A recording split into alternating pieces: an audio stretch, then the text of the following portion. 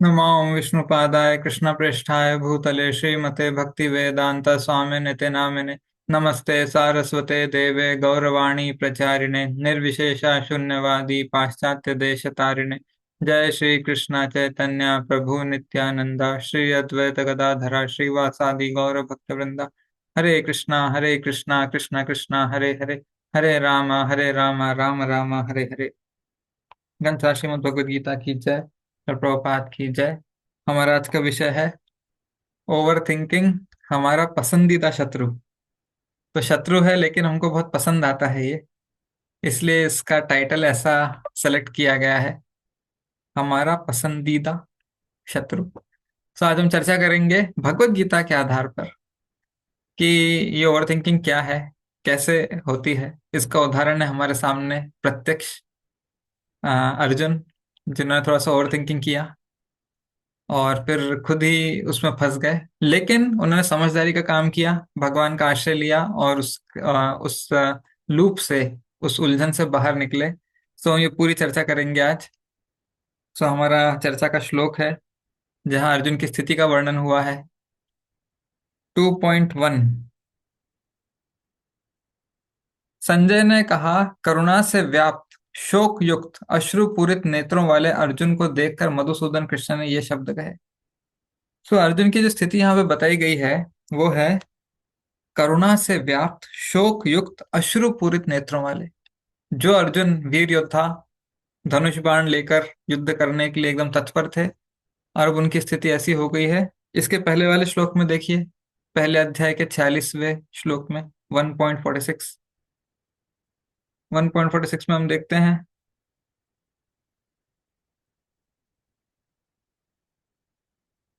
हम्म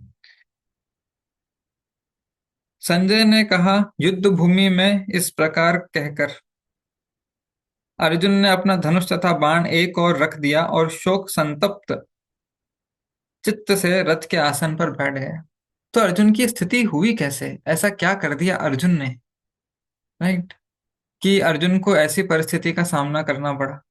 सो अर्जुन ने कुछ विषय को लेकर उस पर बहुत ज्यादा अपने आप आंतरिक भाव से चिंतन किया है, और वो कहलाता है ओवर थिंकिंग, जो हम हम में से अधिकांश लोग करने में एक्सपर्ट हैं, राइट, अधिकांश लोग करने में एक्सपर्ट हैं। और ये एक ऐसी चीज है, ऐसी उलझन है कि हम उससे निकल नहीं पाते हैं। मैं नहीं सोचना चाहता इस विषय के बारे में, मुझे इन सब नेगेटिव थॉट से बाहर निकलना है। ये जो नकारात्मक विचार आते हैं इनसे बाहर निकलना है, मुझे इस बंधन को तोड़ना है। हमारे अंदर ऐसी बहुत तीव्र वो होती है इच्छा, लेकिन हम उसमें उलझे रहते हैं। सो आज हम देखेंगे कि क्या है ये प्रॉब्लम और इसका सॉल्यूशन क्या है। तो सबसे पहले सामान्य सरल भाषा में ओवर थिंकिंग मतलब एक ही विचार, ठीक है, एक ही विचार बिना समाधान निकाले और बार बार चिंतन करना। बस सोचते रहना है और उदास होते रहना है, सोचते रहना है, खुद को कोसते रहना है, राइट, सोचते रहना है, किसी के प्रति और ज्यादा गुस्सा ईर्ष्या बढ़ाते रहना है। तो जनरली ओवर थिंकिंग होता है नेगेटिव विचारों पर, जनरली, और बिना समाधान निकाले हम उस पर बार बार चिंतन करते हैं। किसी ने एग्जाम्पल, किसी ने कुछ बोल दिया, उसने मुझे ऐसा बोल दिया, उसने मुझे ऐसा क्यों बोला, उसको ऐसा नहीं बोलना चाहिए, मैं तो कभी किसी को कुछ नहीं बोला, फिर भी मुझे क्यों बोला, right? बस, अब ये इतना हो गया, ये आपके पास एक अच्छा वो पैकेज बन गया। 2 मिनट बाद फिर से उसने मुझे ऐसा बोला, उसने मुझे ऐसा नहीं बोलना चाहिए था, मैंने तो कभी किसी को ऐसा नहीं बोला, कोई ऐसा कैसे बोल सकता है, लोगों में क्या इतनी भी तहजीब नहीं है, तमीज नहीं है। फिर 2 मिनट, उसने मुझे ऐसा बोला।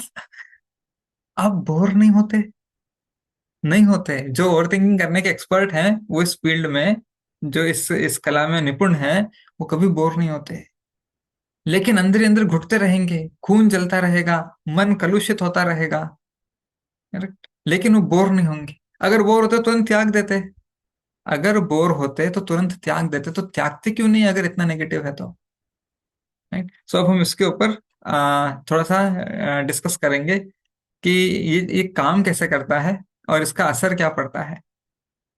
ओके, तो अब इस ओवर थिंकिंग नुकसान, हम सब जानते हैं क्या नुकसान है। ठीक है, पहले नुकसान देखते हैं, फिर इसका कारण और निराकरण देखेंगे। तो हम जानते हैं कि मन शत्रु भी है और मित्र भी, गीता में बताया 6 अध्याय में। करेक्ट, ये बंधु भी है और रिपु भी, यानी शत्रु भी है। अगर मन नियंत्रण में नहीं है, अगर हमारा मन नियंत्रण में नहीं है, करेक्ट, सो इसका मतलब क्या है? भौतिक विषय में संलग्न है, तो ये शत्रु है। और अगर यही मन कृष्ण विषय में संलग्न है, कृष्ण के बारे में चिंतन करता है, कृष्ण के बारे में, कृष्ण की सेवा के बारे में, कृष्ण के नाम, हरि नाम के बारे में चिंतन करता है, आप मन में जप कर रहे हैं, कीर्तन कर रहे हैं, कृष्ण के उपदेशों के बारे में, कृष्ण के स्वरूप के बारे में, गुण के बारे में, लीलाओं के बारे में चिंतन करता है, तो ये मन मित्र है। लेकिन जब ये मन शत्रु बन जाता है, ठीक है, हम नहीं चाहते कि शत्रु बने, हम नहीं चाहते कि हमें कोई नुकसान हो, क्योंकि बहुत मन हमें बहुत बेचैन करता है। एक तो मन कलुषित होता है, हम खुद डल हो जाते हैं, उसके बाद हमारे शरीर में भी बहुत सारी बीमारियां शुरू होती हैं, हमारा दूसरों के साथ संबंध, आचरण, व्यवहार भी बहुत प्रभावित होता है, और हमारी कार्य करने की क्षमता, सोच विचार करने की क्षमता, आ, उसको बोलते हैं ना, रैशनल थिंकिंग, करेक्ट, विवेकपूर्ण, विचारपूर्ण, क्या कहते हैं, ये सब विचार करने की क्षमता, ये सब चीजें खत्म हो जाती हैं।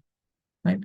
सो अब अर्जुन के माध्यम से हम कुछ लक्षण देखेंगे, कुछ परिणाम देखेंगे कि ओवर थिंकिंग से क्या क्या होता है। ठीक है, सो ओवर थिंकिंग के नुकसान, अब अर्जुन ने क्या क्या फेस किए, राइट, जनरली क्या क्या नुकसान होते हैं और अर्जुन ने कैसे उनको फेस किया है। तो सबसे पहले है अत्यधिक चिंता। ये अर्जुन बोलते हैं कि मुझे अत्यधिक चिंता हो रही है। ठीक है, कहाँ बोलते हैं अर्जुन ये अत्यधिक चिंता हो रही है? दूसरे अध्याय में अर्जुन बोलते हैं।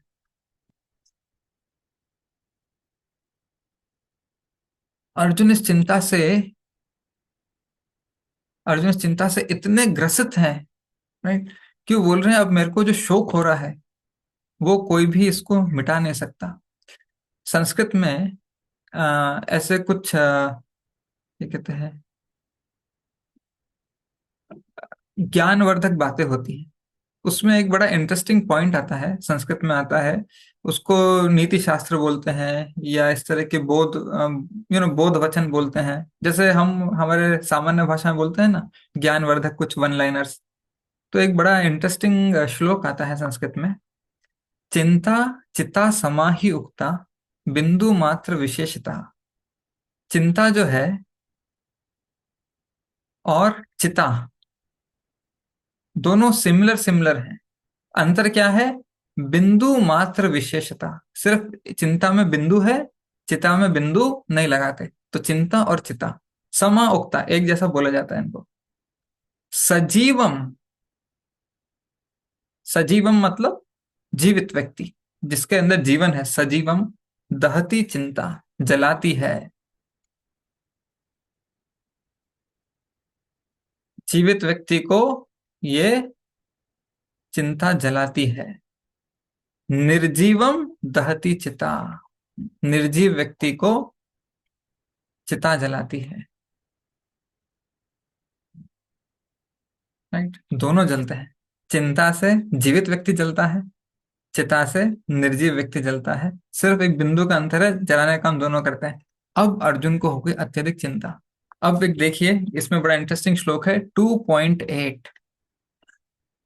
ठीक है, हम जिस अर्जुन के सिचुएशन एनालाइज कर रहे हैं, मुझे ऐसा कोई साधन नहीं दिखता जो मेरी इंद्रियों को सुखाने वाले इस शोक को दूर कर सके।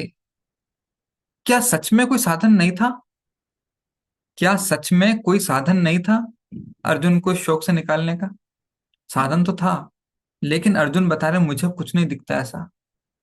क्यों? इतनी चिंता हो गई अर्जुन को, अर्जुन की विचारधारा इतनी संकुचित हो गई कि वो उस पहलू से बाहर सोच ही नहीं पा रहे हैं। ये है ओवर थिंकिंग। सॉल्यूशन है, लेकिन अर्जुन बोल रहे हैं मुझे सॉल्यूशन नहीं दिखता। और ये क्या, इसका परिणाम क्या हो रहा है?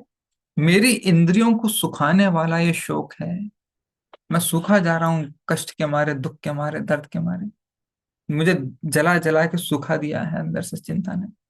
राइट। सो पहला लक्षण है ये अत्यधिक चिंता। और उसमें अर्जुन बोल रहे हैं पहले तो मैं पूरा सूख गया, इससे मेरी इंद्रियां सूख गई हैं। ठीक है, उच्चोषणम इंद्रियाणाम। चोषण मतलब चूस लेना। इस शोक ने मेरे सारे आ, इंद्रिय सूखने का मतलब ऐसा नहीं कि अभी सूख गए, ड्राई हो गए, ऐसा। इंद्रिय सूख के मतलब उनके अंदर की प्राण शक्ति चली गई है, कार्य करने लायक नहीं बचे। पूरा सक कर लिया है अर्जुन के एनर्जी को इस चिंता ने। राइट। सो अत्यधिक चिंता। और दूसरी चीज क्या बोल रहे हैं, मुझे कोई उपाय नहीं दिख रहा है। मुझे ऐसा कोई साधन नहीं दिखता जो इसको निकाल सके। साधन है, साधन है, अर्जुन को दिख नहीं रहा है। क्यों? इस चिंता ने अर्जुन के दृष्टि को भी क्या कहते हैं, ग्रसित कर लिया है, ढाक लिया है, आवृत कर लिया है। ठीक है, सो एक पॉइंट। फिर दूसरा पॉइंट, निरंतर चिंतन। ठीक है, अर्जुन निरंतर चिंतन कर रहे हैं। निरंतर चिंतन करने से सिर चकराता है। अर्जुन बोलते हैं 1.3 में, जब आप किसी लूप में फंस जाते हैं, किसी थॉट प्रोसेस में, किसी विचारधारा में फंस जाते हैं। मैं श्लोक संख्या लिखता हूँ। राइट, वही चीज घूमे जा रही है, घूमे जा रही है। उफ, मेरा सिर चकरा रहा है, अभी मेरे को इससे बाहर निकाल। मुझे मुझे अब और नहीं सोचना इस बारे में, बहुत हो गया। राइट, अर्जुन की स्थिति ऐसी हो गई है। निरंतर चिंतन करने से अब अर्जुन बोलते हैं मेरा सिर चकरा रहा है।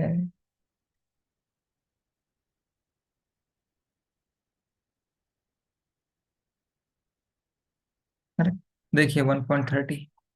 तो अर्जुन बता रहे हैं भगवान को, मैं यहाँ अब और अधिक खड़ा रहने में असमर्थ हूँ। मैं अपने को भूल रहा हूँ और मेरा सिर चकरा रहा है। मुझे तो केवल अमंगल के कारण दिख रहे हैं। राइट, अमंगल के कारण पे भी आएंगे हम आगे। और अभी अर्जुन इतना बोल रहे हैं।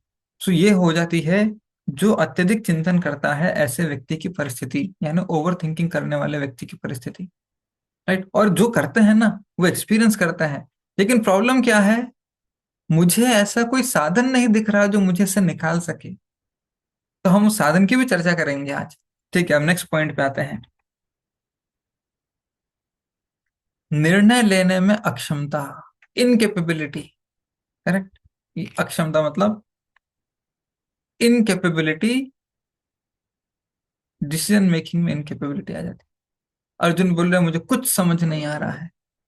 राइट, सो अर्जुन क्या बोलते हैं कि मुझे अभी पता नहीं क्या करना चाहिए। भगवान से बोलते हैं हम यह भी नहीं जानते, हम यह भी नहीं जानते कि हमारे लिए क्या श्रेष्ठ है, उनको जीतना या उनके द्वारा जीते जाना। अर्जुन इतना पराक्रमी योद्धा, पूरी की पूरी योजना तैयार थी।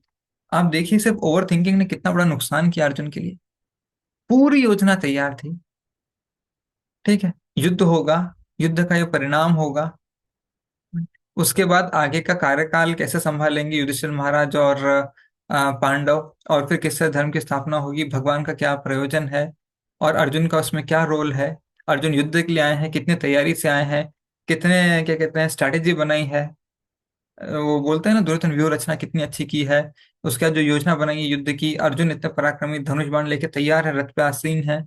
सारी चीजें सही हैं, एकदम से सुव्यवस्थित हैं सारी चीजें। लेकिन ये सोच, कुछ मिनटों की बात है ये। पूरी गीता बोलने में कितना समय लगा? एक मुहूर्त, यानी 48 मिनट्स होता है एक मुहूर्त। ठीक है, पूरी गीता बोलने में एक मुहूर्त लगा। उसमें से भी दूसरा अध्याय शुरू हुआ है। यानी पहले कुछ मिनटों में अर्जुन ने इतना ज्यादा ओवर थिंकिंग कर लिया कि उनकी डिसीजन लेने की, निर्णय लेने की कैपेसिटी जो है, योग्यता है, वो भी नष्ट हो गई। बोलते हैं मुझे कुछ समझ नहीं आ रहा है। सो 2.6 में अर्जुन बोलते हैं हम यह भी नहीं जानते कि हमारे लिए क्या श्रेष्ठ है। जिनको सिखा पढ़ा के पूरा ठीक से भेजा था अर्जुन को, करेक्ट, वो अभी युद्ध भूमि में आने के बाद ऐसे हो गए। कभी कभी ऐसे बच्चों के साथ होता है, घर में अच्छे से पढ़ाई करके जाते हैं, करेक्ट, एग्जाम देने के लिए घर में अच्छे से पढ़ाई करके जाते हैं। एग्जाम पेपर आते ही सामने इतना पैनिक स्ट्रिकन और ऐसे टेंस हो जाते हैं। राइट, तो अब मैं इसको कैसे, ये तो अभी पढ़ के आया था, राइट, लेकिन अब कैसे सॉल्व करूं समझ नहीं आता है। बहुत बहुत सारे बच्चों के साथ होता है ऐसा।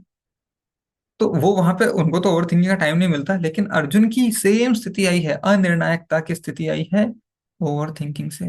वो सोच सोच के इतने उलझ के अपने विचारों में, उसके पर जो समाधान है वो नहीं देख पा रहे। और नेक्स्ट श्लोक में अब बोलते हैं 2.7 में, मैं अपनी कृपण दुर्बलता के कारण अपना कर्तव्य भूल गया हूँ और सारा धैर्य खो चुका हूँ। मुझे कुछ समझ नहीं आ रहा, मुझे क्या करना चाहिए क्या नहीं करना चाहिए। राइट। सो एक और नुकसान है, आगे देखते हैं अभी। अब संवाद मन में दोहराना, ये माइंड का बहुत बड़ा लूप है। राइट। ये है ना माया का एक बहुत अच्छा खेल है, जो मैं आपको बिगनिंग में बता रहा था। कभी हमारे साथ कुछ बुरा हो जाता है, कुछ नेगेटिव हो जाता है, ठीक है, थोड़ा सा हमको ठेस लग जाती है उससे। अब वो जो चर्चा होती है, या जो पूरा का पूरा प्रसंग होता है, ठीक है, संवाद या प्रसंग जो भी बोल लीजिए, ये हम मन में बार बार दोहराते हैं। हम मन में बार बार दोहराते हैं। अच्छा, क्यों दोहराते हैं? जब इतना बुरा लगा, अब बहुत सारी चीजें होती है। किसी ने कुछ भला बुरा बोल दिया हमें, करेक्ट, एक होता है कि कुछ बोल दिया है, ठीक है, कुछ होता है कि कोई वस्तु खो गई है हमारी, राइट, तो बहुत बुरा लगता है बार बार, या कोई छोड़ के चला गया या कुछ हो गया है। फिर किसी ने, हाँ, किसी ने हमको छल छल कपट कर लिया है, पैसे लूट लिए हैं या धोखा दे दिया है, करेक्ट, ये सब नेगेटिव चीजें ही है ना। right? या हम हमको सडनली ऐसे शॉकिंग खबर मिली कि हमको कोई बहुत भयंकर बीमारी हो गई है, करेक्ट, व्याधि हो गई है, तो भी वो व्यक्ति डिप्रेशन में चला जाता है, मुझे ही बीमारी है, अब मेरा क्या होगा, मुझे बीमारी। तो ये सारी नेगेटिव चीजें हैं। क्यों दोहराते हैं हम बार बार? हमको तो अच्छा नहीं लगता ना नेगेटिव चीजें दोहराना। करेक्ट। अगर कोई जगह में आप बैठे हैं, कि कमरे में बैठे हैं, उस कमरे में गंदा कचरा, बदबूदार कचरा रखा हुआ है, आपको स्मेल आएगी तो आप उठ के चले जाएंगे, आप क्यों बैठेंगे उस कमरे में? तो ये माइंड एक कमरा है, इसके अंदर गंदे बदबूदार ख्याल हैं, हमको दुख पहुंचाने वाले, कष्ट पहुंचाने वाले ख्याल। फिर भी हम क्यों बैठे हैं वहां पर? क्यों उन ख्यालों को बार बार, ये कहते हैं, जैसे गन्ना चूसते हैं ना, उसको चूस चूस उसका रस ले रहे हैं, आहा हा, मेरे साथ ये हो गया, आहा। right? इसका कारण है जो हम अभी आगे पढ़ेंगे, वो कारण है हमारा ईगो, हमारा अहंकार। हमको आनंद आता है विक्टिम होने में, राइट, जो हम आगे पढ़ेंगे। सो संवाद दोहराते हैं ये, और इसमें कितना समय का नाश है, आपका समय बेकार जा रहा है। किसने आपको कुछ बोल दिया, किसने ऐसे बोल दिया तुम बेकार हो, व्यर्थ के व्यक्ति हो, नालायक हो, निराकार हो, ऐसे, निराकार मतलब निराकार ब्रह्म नहीं, पर कुछ काम नहीं करते, निकम्मा बोलता है ना ऐसे, निष्क्रिय व्यक्ति हो, उसको ओह मुझे ऐसा बोल। तो क्या इससे हमारी प्रकृति चेंज होगी, स्वभाव चेंज होगा, या हमारा कुछ रुका हुआ काम बनेगा? नहीं। लेकिन फिर भी हम उस पर चिंतन करते रहते हैं, अपना खून जलाते रहते हैं। ओवर थिंकिंग इतना खतरनाक है, इतना खतरनाक है, राइट। हमारा मनुष्य जीवन का जो समय है ना, सीमित जीवन है, 50 साल, 60 साल, 70 साल, 80 साल, कुछ आयु मिली है हमको। ये ओवर थिंकिंग उस आयु को बर्बाद करता है, टाइम वेस्ट करता है हमारा। जो समय हमें भगवान के चिंतन में लगाना चाहिए, ये खींच लेता है अपनी तरफ। और ये सबने अनुभव किया होगा। मैं 1 घंटे से सोचे जा रहा हूँ, सोचा रहा हूँ, कल एग्जाम है, मेरे को पढ़ाई करनी है, मेरे को पढ़ाई नहीं हो रही, मेरे को कुछ याद नहीं होता, बस ये सोच जा रहा है, मेरे को कुछ याद नहीं होता, मैं इतना बुद्धू हूँ, मैं निकम्मा हूँ, नालायक हूँ, किसी लायक नहीं हूँ, मेरे घर में सब ऐसे ब्राइट फ्यूचर वाले लोग थे और मैं ऐसा निकला, मैं घर का बुझा हुआ दीपक हूँ। तो ऐसे बस सोचे जा रहे हैं। 1 घंटा हो गया, वो 1 घंटा हो गया, है ना। मैं 5 बजे सोचने बैठा, 6 बज गए, फिर सोचे जा रहे हैं, 7 बज गए, 8 बज गए, कुछ हासिल हुआ? नहीं हुआ। करेक्ट। लेकिन सोच क्या रहे हैं, कुछ नया सोच रहे हैं कि भाई आपने एक नया केमिकल फार्मूला, कोई फिजिक्स का फार्मूला आविष्कार कर दिया सोच सोच के, करेक्ट, एप्पल ऊपर से नीचे क्यों गिरा ये सोच लिया, नहीं। बस वही वही लूप, सोचे जा रहे हैं, सोचे जा रहे हैं, सोचे जा रहे हैं, और माया देवी हमारा समय बर्बाद कर रही है। पहले तुम्हारे पास 10 घंटे थे पढ़ाई के, 4 घंटा सोच सोच के बर्बाद किए, अब 6 घंटे बचे, और 2 घंटा बीच में पढ़ते पढ़ते सोचवाएगी, तो और 4 ही घंटे बचेंगे। इस तरह से माया देवी हमारा समय बर्बाद करती है, हमारी आयु बर्बाद करती है। अब वही चीज कृष्ण के चिंतन में लगाइए, जो समय हमें कृष्ण के चिंतन में लगाना चाहिए, वो माया देवी खींच खींच के माया के चिंतन में लगवाती है हमसे। सो ओवर थिंकिंग इतना, वो है, बुरा है हमारे लिए, हर तरह से बुरा है, राइट। फिर नेक्स्ट है अनिश्चितता का भय लाता है ये। हम जितना ज्यादा सोचते हैं ना, जितना ज्यादा सोचते हैं उस विषय पे हमको लगता है सोचो और सॉल्यूशन निकालो। लेकिन हमने पहली चीज क्या पढ़ी? ओवर थिंकिंग मतलब एक ही विचार पर बिना समाधान निकाले, करेक्ट, बार बार चिंतन करना बिना समाधान निकाले। हमारे अंदर अनिश्चितता का भय आता है। अगर ऐसा हो गया तो, अगर ऐसा नहीं हुआ तो, अगर ऐसा होके फिर ऐसा हो गया तो, अगर ऐसा होकर ऐसा नहीं हुआ तो, राइट। तो ऐसा चलता है। अगर यस हुआ तो, अगर नो हुआ तो, नो के बाद फिर से यस हो गया तो, नो के बाद फिर से नो हो गया तो, यस के बाद फिर से यस हो गया तो, यस के बाद फिर से नो हो गया तो, फिर नो यस के बाद यस नो हो गया, फिर ये नो यस हो गया, फिर ये यस नो हो गया, फिर नो यस हो गया। मजा आता है। और ये भय बढ़ाता है और बढ़ाता है, अब मेरा क्या होगा, अब मेरा क्या होगा। अर्जुन के साथ ये घटना घटी है, राइट। अर्जुन के साथ ये घटना घटी है। कहाँ घटी है? 1.30 में देखिए। अर्जुन के साथ ये घटना 1.30 में घटी है। अब मैं यहाँ और अधिक खड़ा रहने में असमर्थ हूँ। मैं अपने को भूल रहा हूँ। मेरा सिर चकरा रहा है और हे कृष्ण, मुझे तो केवल अमंगल के कारण नजर आ रहे हैं, दिख रहे हैं, राइट। अमंगल के कारण अनिश्चितता का भय हो गया, राइट। और भय किस किस तरह से आया है? भगवान, अब देखिए अर्जुन रो रहे हैं, ठीक है, ये भी बड़ा इंटरेस्टिंग पॉइंट है। अर्जुन रो रहे हैं। हमने पढ़ा तम तथा कृपया विष्टम अश्रुपूर्ण कुलेक्षणम, अश्रुपूर्ण, उनकी आंखें जो है, अक्षी अक्षी मतलब आंखें जो है वो आंसू से भरी हुई है, रो रहे हैं, शरीर के अंग कांप रहे हैं, ये सब हो रहा है। भगवान क्या कर रहे हैं अर्जुन को ऐसा देख के? भगवान बाजू में बैठ के रो रहे हैं? नहीं। 10वां श्लोक पढ़िए, 10वां श्लोक। हे भरतवंशी, 2.10, सॉरी 2.10 पढ़िए अभी, 2.10। हे भरतवंशी धृतराष्ट्र, उस समय दोनों सेनाओं के मध्य शोक मग्न अर्जुन से कृष्ण ने मानो हंसते हुए ये शब्द कहे। भगवान हंस रहे हैं। क्यों हंस रहे हैं?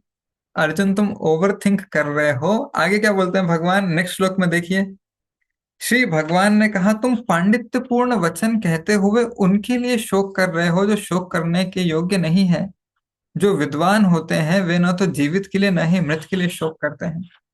तुम इतना ज्यादा ओवर थिंकिंग में, इतना ज्यादा नेगेटिव लूप में चले गए हो अर्जुन। मुझे सॉल्यूशन दिख रहा है, इसमें मुस्कुरा रहा हूँ कि यार इसका तो सॉल्यूशन है। तुमको सॉल्यूशन नहीं दिख रहा, तुम क्या कह रहे हो? मुझे ऐसा कोई साधन नहीं दिखता जो मेरे इन इंद्रियों को सुखाने वाले शौक से मुझे बचा सके। और मैं मुस्कुरा रहा हूँ क्योंकि मेरे को सॉल्यूशन दिख रहा है। और मेरे को ये भी दिख रहा है कि सॉल्यूशन सामने है। लेकिन तुम अपने इस ओवर थिंकिंग में इतने डूब गए हो कि तुमको सॉल्यूशन ही नहीं नजर आ रहा, राइट। तुमने बिना मतलब अपनी सिचुएशन कॉम्प्लिकेट कर ली है अर्जुन। ऐसा भगवान अर्जुन को बता रहे हैं इन दो श्लोकों में, 10 और 11 में, और मुस्कुरा रहे हैं। अब कोई सोचेगा कि देखो दोस्त है, मित्र है अर्जुन, वो दुख में है, कष्ट में, और भगवान हंस रहे हैं, ऐसे कैसे दोस्ती हुई?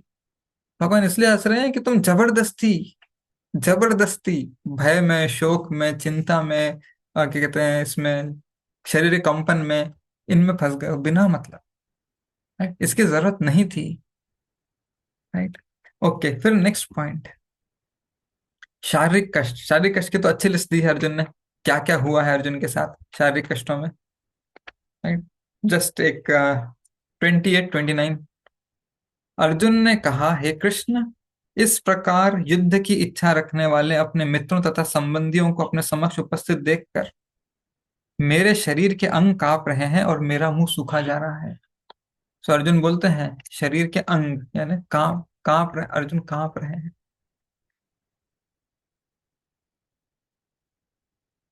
अब ठीक है। और फिर मुंह सूखा जा रहा है।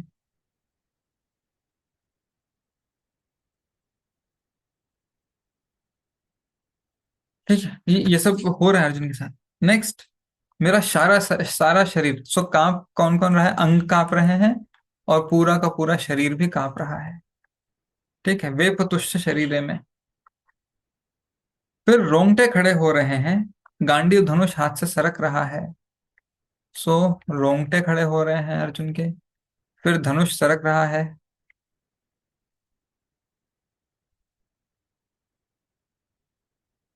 और त्वचा जल रही है।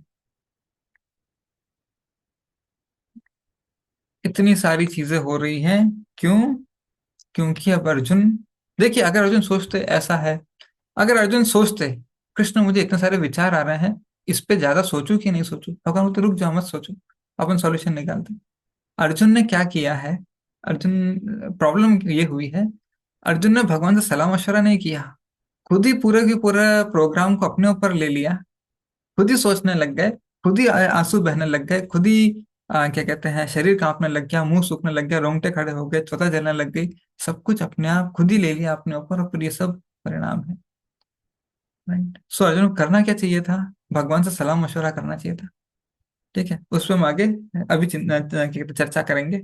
और लास्ट एक और पॉइंट है, कर्तव्य विमुख होकर पलायन करना चाहते थे।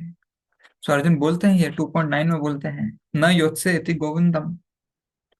संजय ने कहा, इस प्रकार कहने के बाद शत्रुओं का दमन करने वाला अर्जुन कृष्ण से बोला, करने वाला अर्जुन कृष्ण से बोला, हे गोविंद, मैं युद्ध नहीं करूंगा।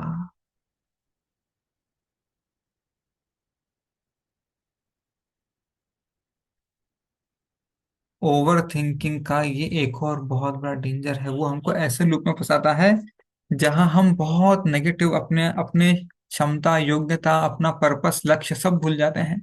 अर्जुन ने धनुष बाण उठाया था 1.20 में। अर्जुन ने धनुष बाण उठाया था, और 2.9 में अर्जुन बोलता है मैं युद्ध नहीं करूंगा। जब 1.20 में धनुष बाण उठाया था तो अर्जुन को उनका लक्ष्य पता था, उद्देश्य पता था कि मुझे क्या करना है। करेक्ट। क्या बोलते हैं अर्जुन, मुझे शस्त्रों की इस महान परीक्षा में जो लड़ने आए हैं उनका निरीक्षण करने दो। यहां से यहां तक की जर्नी में कुछ मिनटों में युद्ध नहीं करूंगा, ये क्यों, कैसे आया? पलायन क्यों करना चाहते हैं, भागना क्यों चाहते हैं वीर योद्धा? धनुष बाण लेके उद्यत, उद्यत लिखा था वहां पे एक वर्ड। करेक्ट। तीर चलाने को उद्यत ऐसा लिखा है। और वही योद्धा बोलते हैं मैं युद्ध नहीं करूंगा। पूरा का पूरा प्रोग्राम अर्जुन ने अपने माइंड में बना भी लिया, निष्कर्ष भी निकाल लिया।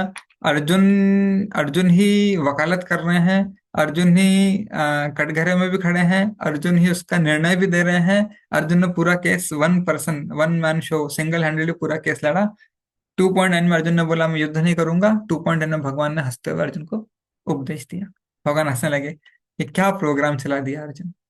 यही हम सब करते हैं अपने साथ। और अंत में क्या होता है, मुझे सिचुएशन से निकाल लो, मुझे अमंगल के कारण दिख रहे हैं, मैं यहाँ और अधिक खड़ा होने में असमर्थ हूँ, मुझे अब यहाँ और अधिक नहीं खड़ा होना है। पर वही अर्जुन खड़े थे 18 दिन, वही अर्जुन युद्ध करके जीत भी गए। लेकिन पहले क्या बोले, मैं और अधिक यहाँ खड़ा रहने में असमर्थ हूँ।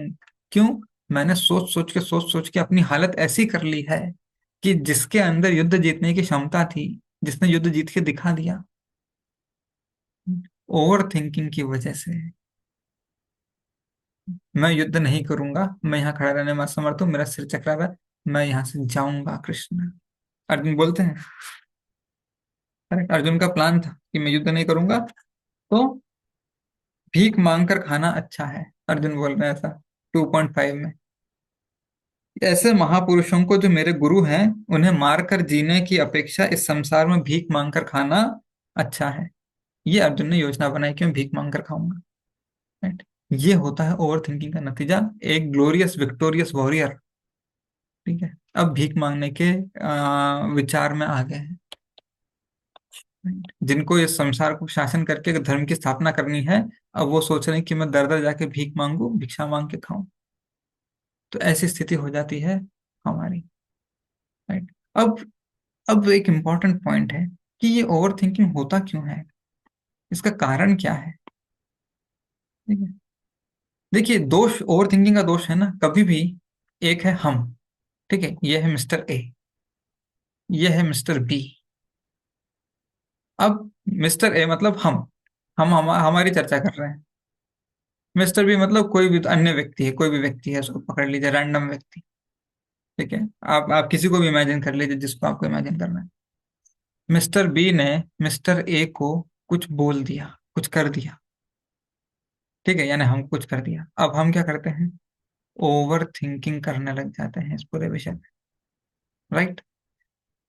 बुरा लगाते हैं, फिर मन में उनको गालियां देते हैं, उनको कर्स करते हैं, श्राप देते हैं, और फिर अपने आप को विक्टिम मानते हैं। इतनी सारी चीजें हम करते हैं। हर चीज में हम करते क्या है? दोष उन पर डालते हैं, दोष बी पर डालते हैं। अब बी ने क्या किया है? बी ने सिर्फ तुम पागल हो ऐसा बोल दिया। ठीक है, तुम पागल हो। कितनी देर लगती है तुम पागल हो ये बोलने में? 3 सेकंड लगते होंगे हार्डली। अब हम 3 हफ्ते तक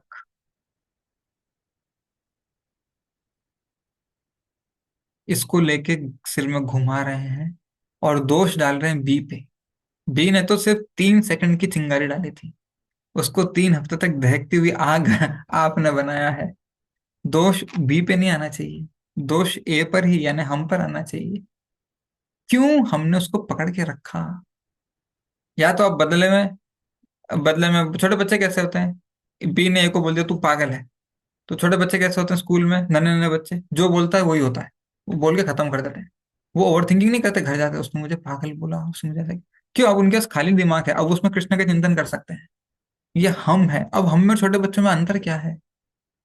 वो पागल बोल के, पागल सुन के, जो बोलता है वही होता है ऐसा बोल के, हाँ हाँ हाँ हंस देते हैं या झगड़ा कर देते हैं, घर चले जाते हैं, नेक्स्ट डे आके फिर से अपने रूटीन लाइफ में लग जाते हैं। वो 3 हफ्ते तक नहीं चलाते, कि उनको तो याद भी नहीं रहता 3 हफ्ते पहले किसने उनको पागल बोला था और उन्होंने बदले में ऐसा जवाब दिया था। हमारे साथ क्या प्रॉब्लम है?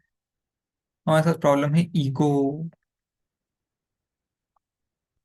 ओवर थिंकिंग का एक ही कारण है, वो है ईगो। ईगोइस्टिक लोग ओवर थिंकिंग करते हैं। जो सरल स्वभाव का व्यक्ति होगा ना, कभी ओवर थिंकिंग नहीं करेगा। जी। हम ओवर थिंकिंग करते हैं और हम सोचते हैं हम बहुत सिंपल हैं, ये सोच रहा है मैं बहुत अच्छा हूँ, बहुत सादा सीधा सा व्यक्ति हूँ। अरे तो सीधे साधे होते तो अभी तक छोड़ चुके होते वो जो पागल शब्द है उसको स्वीकार भी नहीं करते। राइट। आधे रास्ते में उसको टपका दिया होता, नहीं मेरे को तो चाहिए ही नहीं ये शब्द, मेरे किसी काम का नहीं है। मैं क्यों इसको अपने दिमाग में बिठाऊं इस शब्द को और उसके ऊपर चिंतन करूं, 3 हफ्ते अपना दिमाग खराब करूं? सो क्यों पकड़ा उसको? ईगो। ठीक है, अब अर्जुन भी पूछते हैं मैं तो नहीं करना चाहता था ओवर थिंकिंग, फिर ऐसा क्यों हुआ? न चाहते हुए भी क्यों होता है? करेक्ट, न चाहते हुए भी क्यों होता है? किसको किसको अच्छा लगता है कि अपने दिमाग में नेगेटिव बातें भरते रहो और अपने आप को परेशान करते रहो, रातों की नींद खराब करते रहो, दिन में भी अपनी शांति भंग, लोगों के साथ बोलने में, व्यवहार करने में भी बहुत घर्षण घर्षण आता है। करेक्ट। किसको अच्छा लगता है? किसी को अच्छा नहीं लगता, हर एक को अपना शांतिपूर्ण आनंदमय जीवन पसंद है। लेकिन फिर उसके लिए अगर आपको शांतिपूर्ण आनंदमय जीवन चाहिए है, ये शांति चाहिए है, आनंद चाहिए है, तो उनका शत्रु क्या है? आनंद। तो उनका शत्रु क्या है? शांति और आनंद। अहंकार। आप जहां जहां गीता में देखिए भगवान ने शांति का वर्णन किया है, वहां वहां अहंकार से मुक्त होने का भी वर्णन किया है। क्यों? ये अहंकार इच्छा जगाती है, स्वामित्व की भावना जगाती है।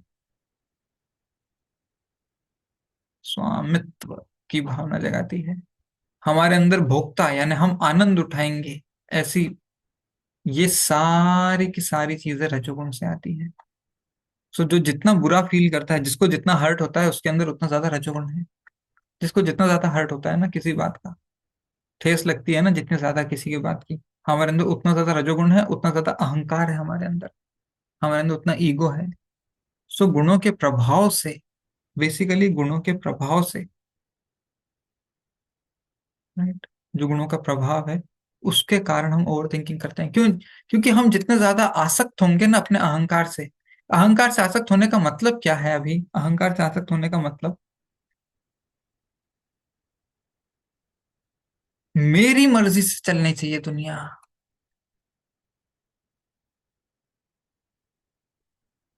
इच्छा अनुसार। मेरी इच्छा अनुसार दुनिया चले, मेरी इच्छा अनुसार लोग चले, मेरी इच्छा अनुसार मौसम चले, मेरी इच्छा अनुसार ये पूरी व्यवस्था चले। हम जितना जितने अहंकारी होंगे उतनी इच्छा प्रबल होगी, और वैसा नहीं होगा तो उतना बुरा, उतना हर्ट होगा, उतने जितने हर्ट होंगे। ठीक है, इच्छा पूरी नहीं होगी तो क्या होगा? फिर हमको दिल में ठेस पहुंचेगी। करेक्ट, हमको दिल में इस बात की ठेस लगेगी। ठेस लगना मतलब हर्ट होना, ईगो हर्ट होना, चोट लगना। जितनी ज्यादा चोट लगेगी उतना ज्यादा हम इसके ऊपर चिंतन करेंगे। राइट, जितना हम चिंतन करेंगे उतने हमारी इंद्रियां सूखती जाएंगी। उतने हमने ये पढ़े ना इतने सारे, चिंता, चिंतन, क्या निर्णय लेने में अक्षमता, शारीरिक कष्ट, ये सारी चीजें होती जाएंगी। तो हमारा अहंकार है ये एक्चुअली। तो जब हम ओवर थिंकिंग करते हैं तो हमको सोचना चाहिए। मैं तो हम क्या बोलते हैं जब हम ओवर थिंकिंग करते हैं ना, तो हमारा हमारा एक वो स्टैंडर्ड होता है। मैं तो बहुत अच्छा हूँ, मैं तो कभी किसी का कुछ बुरा नहीं करता, कभी कुछ गलत नहीं करता, मैं तो कभी कुछ ऐसा नहीं किया, वैसा नहीं किया, फिर भी मेरे साथ ऐसा क्यों हुआ, मेरे को तो बहुत बुरा लग रहा है, बहुत ऐसा हो रहा है।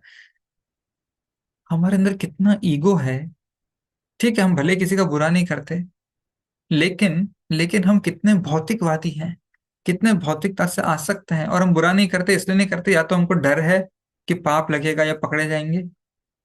करेक्ट, या हमें हिम्मत, ये तो एक डर है या हिम्मत नहीं है। करेक्ट, या हमारे पास फैसिलिटी नहीं है। राइट, इसलिए ये मतलब नहीं है कि हम बहुत सीधे साधे हैं, भोले भाले हैं। जो सीधे साधे भोले भाले मासूम होते हैं, वो इन सबको इग्नोर करके, नजरअंदाज करके, राइट, अपने लाइफ पर, जो जीवन का लक्ष्य है उस पर फोकस करते हैं। अर्जुन ने वापस धनुष बाण उठा लिया होता। ठीक है, ये सब चलता रहेगा, अभी मेरा पर्पस क्या है, मेरा गोल क्या है। तो जितना ज्यादा जो सिंपल होगा वो इग्नोर कर पाएगा। राइट, सो ये तो, क्योंकि हमारे ऊपर अत्याचार हो रहा है, इसका मतलब ये नहीं कि हम सीधे हैं, अच्छे हैं या जेंटल हैं। हमारा सीधा, अच्छा, सिंपल, सात्विक होने का लक्षण है। जो अत्याचार हो रहा है उससे हम कितने अप्रभावित हैं। ऐसा नहीं है कि हम, मैंने ये नहीं कहा अत्याचार सहो और घुट घुट के मरो। मैं कह रहा हूँ अप्रभावित होना, और उसके लिए आपको जो एक्शन लेना है एक्शन लीजिए। ठीक है, अगर कोई अत्याचार कर रहा है, कोई दुष्टता दिखा रहा है, आप एक्शन लीजिए। लेकिन दिल पर बिठाकर अपने आप को अंदर से खोखला करना, ओवर थिंकिंग से अपने आप को जलाना, ये सिंपलिसिटी का लक्षण नहीं है। सिंपल व्यक्ति का लक्ष्य, सिंपल व्यक्ति कौन होता है? उसके लिए, अरे मेरे को कृष्ण की सेवा करनी है, ये सब दुनियादारी आती रहेगी जाती रहेगी। जो दुनियादारी के उलझन में नहीं पड़ता वो सिंपल होता है। ये क्लियर होना चाहिए। देखिए 2.56 में क्या लिखा है। भगवान ये नहीं बोले कि तुम अत्याचार से हो, लेकिन भगवान वरना अर्जुन से क्यों बोलते हैं कि युद्ध करो? लेकिन भगवान बोल रहे हैं दिल पे मत लो। दोनों में डिफरेंस है। करेक्ट, दोनों में डिफरेंस है। जैसे एक बच्चे ने शैतानी कर दी, घर में बच्चा, उसने शैतानी कर दी, कुछ सामान तोड़ दिया या कुछ नुकसान कर दिया, तो पिताजी क्या करते हैं? एक चांटा लगाते हैं। ठीक है, क्यों चांटा लगाते हैं? उसको सुधारने के लिए। लेकिन ये नहीं बोलते आज से तू मेरा दुश्मन है, ऐसा नहीं बोलते। उसकी गलती सुधारने के लिए चांटा लगा देते हैं। रहते पिताजी हैं, पिताजी वाली केयर, खाना भी खिलाएंगे, उसके कपड़े भी लेके देंगे, स्कूल में पढ़ाएंगे भी, बीमार पड़ेगा दवाई भी देंगे। सो पिताजी ने दिल पे नहीं ले लिया। पिताजी ने सुधारने के लिए उतनी देर के लिए उसकी पिटाई की, लेकिन बाद में वापस से जो केयर है, जो भी है, वो किया। राइट, अगर इसने इसने है मेरे जेब से 5 रुपए चुराए थे, अब ये जन्म, पूरे जीवन भर मेरा दुश्मन रहेगा। ठीक है, अब मैं इसका जीना मुश्किल कर दूंगा, दुश्वार कर दूंगा। ये है आसक्ति, अहंकार। जब पिताजी मारते हैं तो सिर्फ ड्यूटी है, बच्चे को सुधारना है, इसलिए उसकी पिटाई करनी चाहिए, ये सुधर जाएगा, ये ड्यूटी है। ठीक है, लेकिन उसको दिल पे लेके बच्चे से दुश्मनी मोल नहीं लेते हैं। हम क्या करते हैं, किसी ने कुछ बोला, 3 सेकंड की बात बोली किसी ने हमको, ठीक है, पागल बोला, हम उसको दिल पे ले लेते हैं। या तो बदले में बोल दीजिए या इग्नोर कर दीजिए। 3 हफ्ते तक, 3 महीने तक, 3 साल तक, 3 दशक तक उसको दिल पे लेके बैठना, ये सिंप्लिसिटी नहीं है। हम गलत फहमी में है कि हम बहुत सिंपल हैं, हम बहुत हम्बल हैं। ये बहुत बड़ी गलत फहमी है, ये तो ईगो का लक्षण है, बहुत बड़े अहंकार का लक्षण है। बस हमारे पास ताकत नहीं है आज, कैपेसिटी नहीं है, नहीं तो हम बदला लेके दिखा दें, इसलिए चुप बैठे हैं। समझे?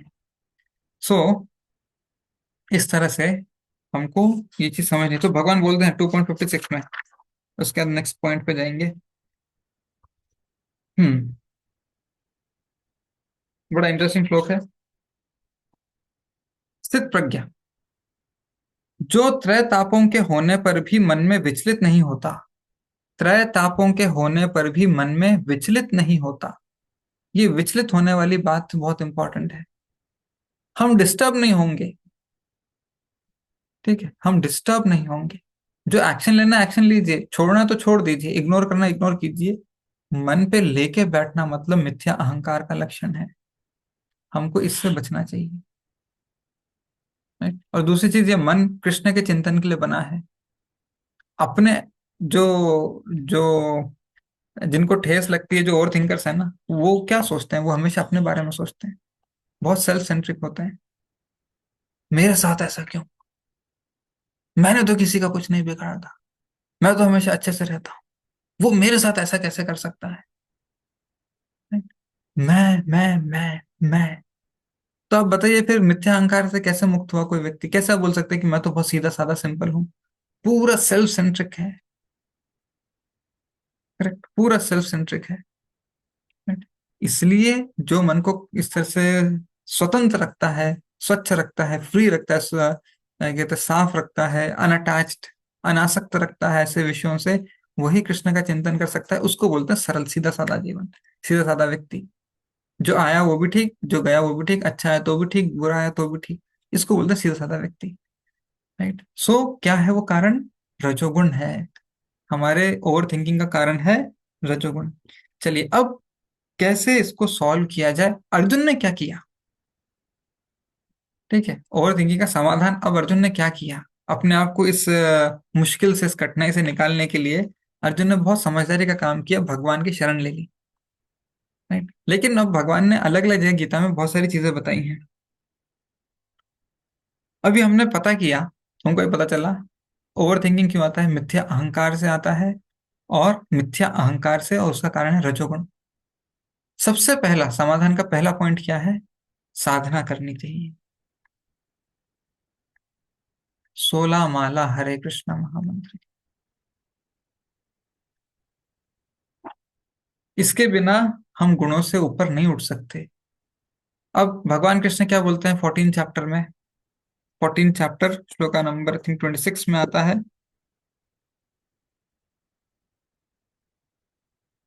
माम च व्यभिचारिण्य चारेण भक्ति योगेन सेवते। जो मेरी भक्ति करता है, अव्यभिचारी भक्ति करता है, वो गुणों से ऊपर उठ जाता है। उसको बोलते हैं गुणातीत हो जाता है। अब रजोगुण का, तमोगुण का, सत्वगुण का किसी को कोई असर नहीं पड़ेगा। अब वो दिव्य स्थिति में रहेगा। इसलिए साधना इतनी इंपॉर्टेंट है। चैंटिंग करना, ब्रह्म मुहूर्त में उठना, मंगलारती करना, करेक्ट, गीता का अध्ययन करना। जब हम ये सब चीजें, केवल प्रसाद ग्रहण करना, भोग लगा के प्रसाद ग्रहण करना,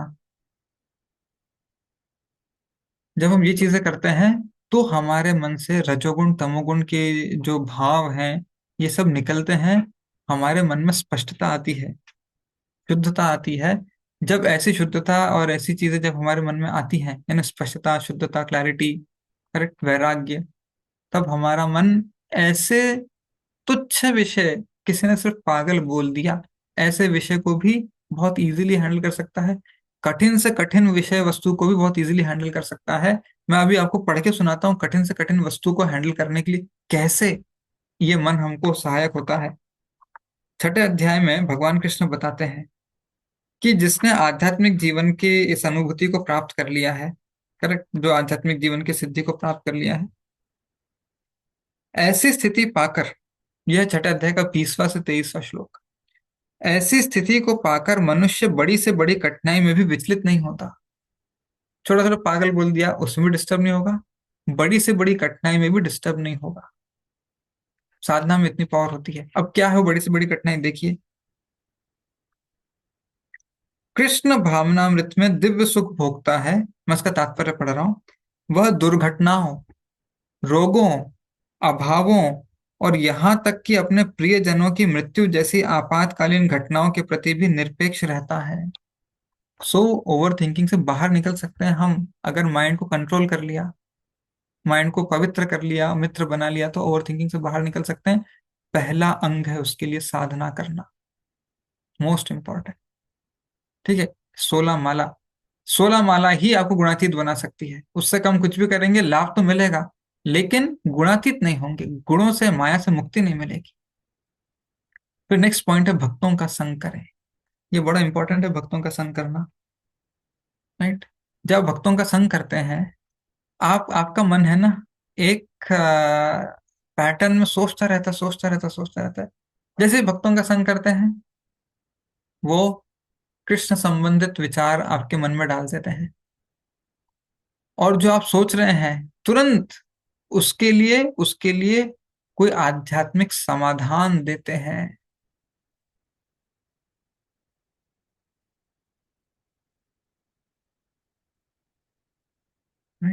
सो भक्तों का जब हम संग करते हैं, तो देखिए ऐसे नहीं है, ये भी आता है, तो नेक्स्ट पॉइंट में आएगा ही आएगा कि भक्तों का संग क्यों है।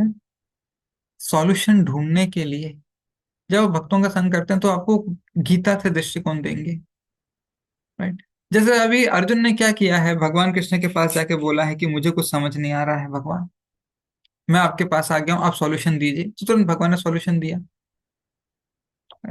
सो अब अर्जुन जो इस विचारधारा में फंसे हुए थे, जिस विचारधारा में अटके हुए थे, भगवान ने सॉल्यूशन दिया तो क्या हुआ, अब अर्जुन का वो पैटर्न जो था, जो श्रृंखला चल रही थी, वो टूट गई। अर्जुन अपने में उदास और इस तरह से मायूस, आंसू बह रहे हैं, शरीर कांप रहा है, गांडीव सरक गया, इस तरह से इस जोन में चले गए हैं। संग करते ही, संग करते ही अर्जुन की विचारधारा टूटी। लेकिन अर्जुन ने एक चीज बोली थी उसमें, बहुत इंपॉर्टेंट है। राइट। संग कैसे किया अर्जुन ने, मैं पढ़ता हूँ 2.7। अब मैं अपनी कृपण दुर्बलता के कारण अपना कर्तव्य भूल गया हूं और सारा धैर्य खो चुका हूं। ठीक है। ऐसी अवस्था में मैं आपसे पूछ रहा हूं कि जो मेरे लिए श्रेयस्कर हो उसे निश्चित रूप से बताएं। अब मैं आपका शिष्य हूं और आपका शरणागत हूं, कृपया मुझे उपदेश दें। सो नेक्स्ट पॉइंट आता है, जिज्ञासा करो, कल्पना नहीं। राइट। कृपया मुझे उपदेश दें। जब हम भक्तों का संग करते हैं तो संग से ही, उनके साथ बैठ के बातें करके, कुछ भी करके, हमारे ये तो निकल ही जाते हैं। करेक्ट। हमारे क्या कहते हैं, ये ओवर थिंकिंग के जो श्रृंखला चलती है वो टूट जाती है। लेकिन साथ साथ जब हम जिज्ञासा करते हैं तब वो हमें एक समाधान देते हैं। अब ये जिज्ञासा बड़ी इंपॉर्टेंट है। क्यों इंपॉर्टेंट है जिज्ञासा? क्योंकि अर्जुन ने जब जिज्ञासा की है, correct? अर्जुन ने जिज्ञासा की है तो साथ में अर्जुन ने बोला है कि मैं आप जो बोल रहे हैं उसको मानता हूं।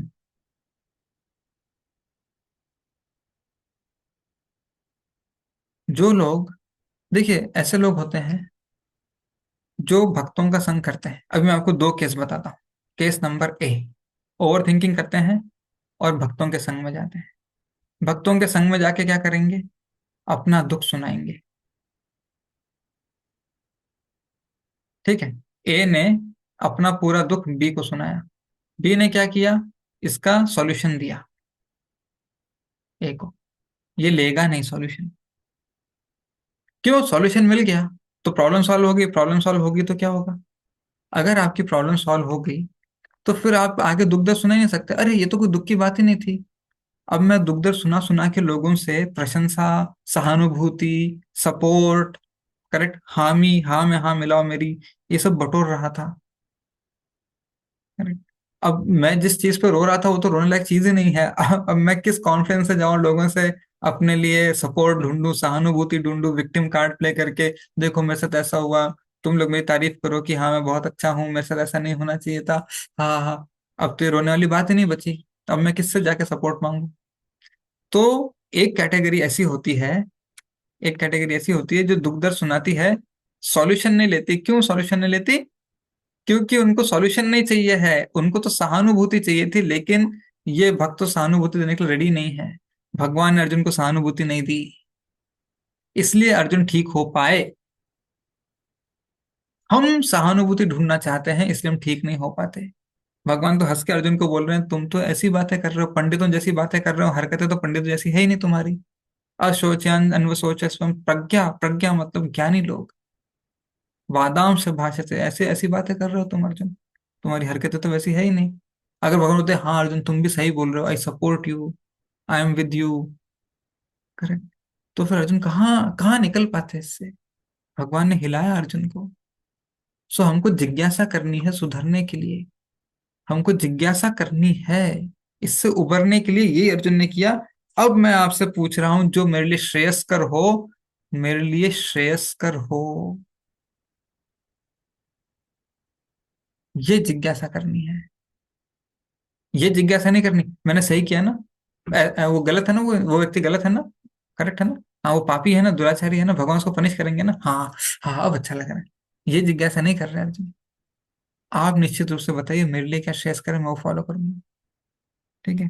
फिर नेक्स्ट, ओवर थिंकिंग से निकलने का एक और, भगवान के संरक्षण पर निष्ठा। हम भक्त हैं, राइट, नहीं अब मेरा कुछ नहीं हो सकता, अब सब बेकार हो गया, सब बर्बाद हो गया।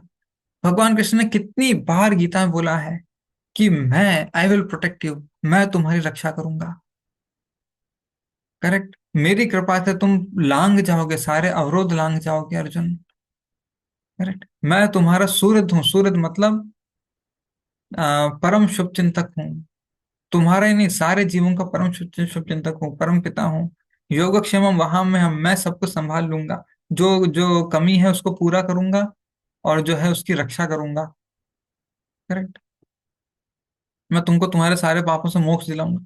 कितनी जगह भगवान ने ये सब बोला है, हर हर तरह से। इस संसार में रहते हो तो भी मैं ख्याल रखूंगा, मरोगे तो भी ख्याल रखूंगा, गोलोक जाने के रास्ते में भी ख्याल रखूंगा, हर तरफ हर जगह मैं तुम्हारा ख्याल रखूंगा। लेकिन हमको भगवान के संरक्षण पर वो निष्ठा, वो फर्म फेथ नहीं है, इसलिए हम ओवर थिंकिंग करते हैं। गीता पढ़िए बार बार, ये निष्ठा कैसे आएगी? गीता के अध्ययन से, श्रवण करके, क्लासेस अटेंड करके, सुनकर, तब ये निष्ठा आएगी, तब हम इस लूप से बाहर निकल पाएंगे। हम बोलते हैं हम भक्त हैं, लेकिन फिर भगवान के वचनों पे विश्वास भी तो होना चाहिए ना, भक्त होने के नाते। ये विश्वास तब दिखता है जब हम ओवर थिंकिंग से बाहर निकलते हैं। नहीं मैं क्यों ओवर थिंक करूं, मैंने तो कृष्ण के ऊपर छोड़ दिया सब कुछ, मैंने अपनी ड्यूटी की है, और भगवान ने ऐसे बोला है, करेक्ट, कि तुम मेरे संरक्षण में अपना कार्य करो, अपना कर्तव्य करो। तो मैंने अपनी ड्यूटी कर दी, अब मैं भगवान के संरक्षण में हूँ, अब मुझे चिंता की क्या बात। हम चिंता फिर भी करते हैं, इसका मतलब हमें भगवान पर भरोसा नहीं है, हमें भगवान पर भरोसा नहीं है। अगर भगवान पर भरोसा होगा तो फिर अब कोई कोई व्यक्ति क्यों चिंता करेगा, करेक्ट। फिर नेक्स्ट पॉइंट है, ये बहुत इंपॉर्टेंट है, अपने कर्मों का दायित्व लेना। अगर मेरे ऊपर कोई कष्ट आ रहा है, अगर मेरे ऊपर कोई संकट मुसीबत आ रही है, या नापसंद की स्थिति आ रही है, जो भी आ रहा है मेरे ऊपर, जो भी आता है कर्मों से आता है। मेरे कर्म किसने किए होंगे? पूर्व जन्म में, इस जन्म में तो मैं बड़ा अच्छा साफ सुथरा पैदा हुआ था, दूध का धुला हुआ, लेकिन पूर्व जन्म में मेरे पाप किसने किए होंगे? मैंने। दूसरा थोड़ी, हमारा कर्म कोई और आके थोड़ी करता है, मेरे पाप मैंने किए हैं, तो उसको भुगतेगा कौन? इसको अभी भुगतना भी तो पड़ेगा। कौन भुगतेगा? मैं। तो अभी क्या हो रहा है मेरे साथ? मैं भुगत रहा हूं, जो मैंने किया, जो मैंने बोया, उसी को मैं काट रहा हूँ, उसी के फल खा रहा हूँ। किस पर दोष डालूं? चिंता कर करके सोच सोच के क्या करूं? अब मेरे पास एक ही चीज है करने के लिए, माम एकम शरणम व्रजा, अहम त्वाम सर्व पापेभ्यो मोक्षयिष्यामि मा शुचा। ये तो मेरी करनी के कारण, कभी कभी ऐसा होता है ना, जैसे जनरल जनरल बता रहा हूँ, ऑफिस में जो एम्प्लॉय है उसको बहुत दुष्ट बॉस मिलेगा, बहुत टेढ़ा बॉस मिलेगा, घर में बहू को बहुत बुरी सास मिलेगी, स्कूल में स्टूडेंट को बहुत बुरा टीचर मिलेगा, राइट, ऐसे अलग अलग जगह पे बहुत। क्यों मिला? इस संसार में अच्छे टीचर हैं, इस संसार में अच्छे बॉस हैं, इस संसार में अच्छी सास है, इस संसार में अच्छे लोग हैं। किसी ना किसी को तो मिल रहे हैं, मुझे क्यों नहीं मिले? मेरे कर्मों के कारण। अब इस पे ओवर थिंक करके, रोज आंसू बहा के, खून जला के कोई फायदा नहीं है। ये मेरे कर्म है। मैंने भी तो ऐसा किया। अब मैंने जब किया तब मैंने सोचा नहीं कि मेरे को आगे जाके ऐसा मिलेगा। अब मिल रहा है तो ठीक है, मैंने किया है तो फेस करेंगे, भुगतेंगे, उसको खत्म करेंगे। लेकिन अगर हम भगवान का आश्रय लेंगे तो भगवान बोलते हैं कि तुम लांग जाओगे, मैं तुम्हारी रक्षा करूंगा, डरो मत। तो अब भगवान के सहारे से, उनका आश्रय लेके, उनके क्या कहते हैं, उनसे ताकत शक्ति लेके, इसको सहने की शक्ति लेके, सामना करने की शक्ति लेके हम आगे बढ़ेंगे। यही है कि हमारे पास है। अब ओवर थिंकिंग का मौका कहाँ मिला? हम सोचते हैं कि मैं सही हूं, ये लोग मेरे साथ गलत कर रहे हैं। लेकिन कोई आपके साथ गलत कैसे कर सकता है अगर आपकी किस्मत में नहीं लिखा है तो? इसका मतलब आप बोल रहे हैं कि भगवान को समझ में नहीं आता कर्म का नियम, किसी को उठा के कहीं पे भी डाल दिया? या माया देवी को समझ नहीं आता कि किसको किसको कहाँ डालना चाहिए था? अगर कष्ट आ रहा है, मैं संकट में परिस्थिति में हूं, इसका मतलब मैंने ही ऐसी हरकतें की हैं। राइट? सो दोष कष्ट देने वाले पे नहीं, दोष मेरे पे आना चाहिए कि मैंने क्यों ऐसी हरकतें की कि ऐसे जगह जाके फंसा मैं। अब फंसा हूं, मेरे कर्मों से फंसा हूं। अब या तो यहां से निकलूं, नहीं निकल पा रहे, मजबूरी है, नहीं निकल पा रहे, तो इसको सहन करना सीखूं। राइट? इसको सहन करना सीखूं और इसका दायित्व लूं अपने ऊपर। क्लियर? अब एक और पॉइंट आता है, प्रजल्प ना करें। डोंट डू प्रजल्पा। लोगों को जाके दुख दर्द सुनाने से प्रॉब्लम सॉल्व नहीं होती। अगर आपको लगता है कहीं किसी को सुनाऊं, तो जो आपके आध्यात्मिक मार्गदर्शक हैं, केवल उनसे चर्चा कीजिए। बाकी लोग सिर्फ रस ले सकते हैं। ठीक है? बाकी लोग सिर्फ रस ले सकते हैं। या फिर अगर कोई अभक्त है, रेगुलर सांसारी लोग हैं, उनको सुनाएंगे आप तो क्या करेंगे? आपको, ठीक है, आपको सिर्फ भौतिक समाधान देंगे। यानी आप ऑलरेडी माया में है, भौतिक समाधान मतलब एक और माया। ठीक है? इससे सॉल्व नहीं होगा, और लोग इसमें रुचि लेंगे, आपको और समाधान ना दें, आपको और सपोर्ट करें, हाँ हाँ हाँ तुम्हारे साथ गलत हुआ। हमको इससे निकलना है, इसको बढ़ावा नहीं देना। हमारा अहंकार बढ़ रहा है इस ओवर थिंकिंग से। याद रखिए, हमने भी थोड़ी देर पहले चर्चा की है, ये ओवर थिंकिंग हमारा अहंकार बढ़ाता है। हमें और ज्यादा, मैं सही हूं, मेरे को ये न्याय मिलना चाहिए, इन सब चीजों में ज्यादा हमको प्रेरित करता है। ऐसा नहीं है कि न्याय नहीं मिलना चाहिए, लेकिन हमारे अंदर वो भावना कूट कूट के भरना और हमको ग्रेट, ऑनेस्ट, ट्रुथफुल, ग्लोरियस, ऐसा अनुभूति दिलाना, ये गलत है। राइट? सो प्रजल्प ना करें इस तरह से, इधर उधर जाके ये सब डिस्कस नहीं करना है। सहनशील बनिए, जितना सहनशीलता का पालन करेंगे, इसलिए सहनशीलता जरूरी है। राइट? सहनशील का मतलब ये नहीं कि दबा देना। मैं 10 साल से सहन करता रहा हूं, आज देखो मैं धमाका मचा दूंगा, तहलका मचा दूंगा। दैट इज सहनशीलता। छोड़ देना है। जो चीजें इग्नोर कर सकते हैं, इग्नोर करनी चाहिए। अब लास्ट सबसे इंपॉर्टेंट पॉइंट, लक्ष्य पर निर्धारित रहना है। हमारा लक्ष्य है कृष्ण प्राप्ति, बस। जो लक्ष्य पर निर्धारित रहता है, फिर वो उसको लगता है ये सब ओवर थिंकिंग जो है ये टाइम वेस्ट है। मैं क्यों अपना टाइम वेस्ट करूं?